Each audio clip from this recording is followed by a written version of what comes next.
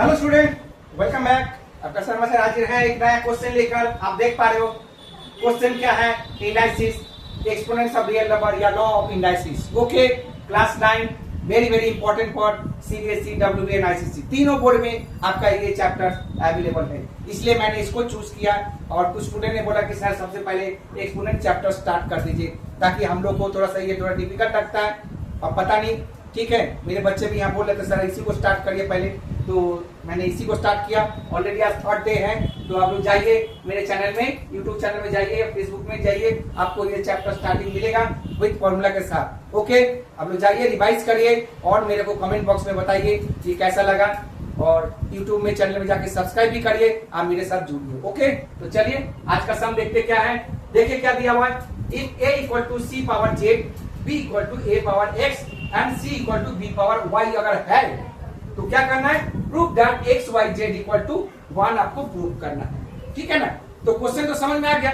तो क्वेश्चन अगर समझ में आ गया तो देखिए क्या करना है, गिवन यहां लिख दीजिए। सबसे पहले गिवन क्या है, a equal to c power z, ठीक है, b equal to a power x and c equal to b power y। Okay, तो करना क्या, देखिए अकॉर्डिंग टू आपको लेके जाना है। ठीक है, नीचे से ऊपर तक जाना है। अगर आप ऊपर से नीचे लेके आ गए तो a का वैल्यू यहाँ पर कुछ है तो b का तो नहीं है, इसलिए आप नीचे से लेके चलिए ना। तो देखिए कैसे आराम से आ जाएगा ना। अब क्या करेंगे, c equal to b power y। Okay, अब यहाँ पर आप लिखिए, क्योंकि since b equal to a power x।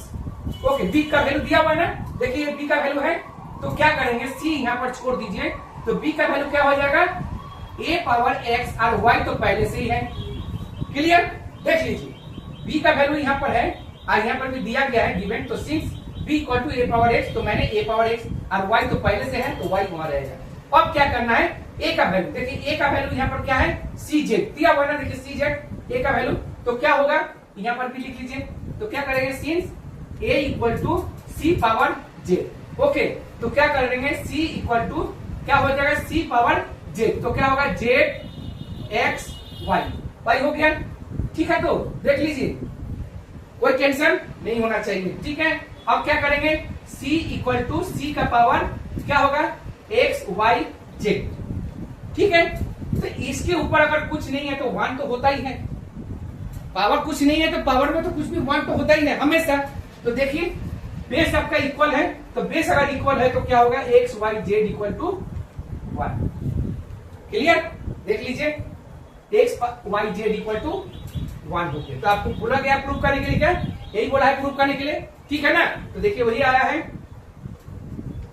तो जब भी इस तरह से क्वेश्चन आएगा तो पहले क्वेश्चन को, पैटर्न को आप लोग समझ लीजिए, क्वेश्चन क्या दिया गया है, हमको कैसे लेके जाना है। ठीक है, तब आपको बनाना पड़ेगा। ठीक है, ऐसे ही लेके बनाना। अगर आप सोचिए अगर इसको आप चूज करते तो a का वैल्यू तो यहाँ पर कुछ भी नहीं है, कोई मैच नहीं कर रहा है, इसलिए हम लोगों ने क्या किया, पहले समझ लिया है इसको कि देख लिया जहां क्या है, तो फिर हम लोगों ने इसको c को पहले स्टार्ट किया। c को स्टार्ट किया तो देखो b का वैल्यू है ना, b का वैल्यू है, फिर b को स्टार्ट किया तो b का यानी c का वैल्यू है। ठीक है ना, a का वैल्यू है। ठीक है, तो उसी तरह से मैच करते चला गया, फिर लास्ट में आपका आ गया। ठीक है, x y z equal to 1। ठीक है, हो गया प्रूफ। तो उम्मीद है आपको सम अच्छा लगा, ट्रिक भी अच्छा लगा।